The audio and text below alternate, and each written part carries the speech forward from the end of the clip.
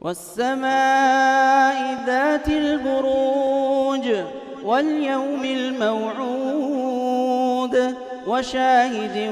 ومشهود قتل أصحاب الأخدود النار ذات الوقود إذ هم عليها قعود وهم على ما يفعلون بالمؤمنين شهود وما نقموا منهم إلا أن يؤمنوا بالله العزيز الحميد الذي له ملك السماوات والأرض والله على كل شيء شهيد إن الذين فتنوا المؤمنين والمؤمنات ثم لم يتوبوا فلهم عذاب جهنم ولهم عذاب الحريق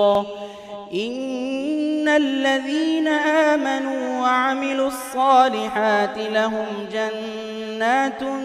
تجري من تحتها الأنهار ذلك الفوز الكبير إن بطش ربك لشديد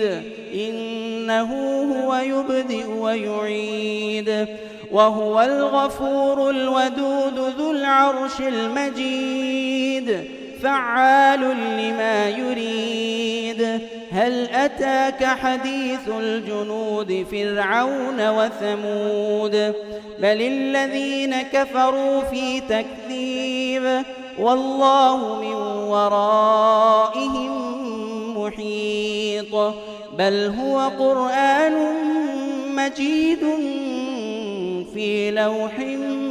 محفوظ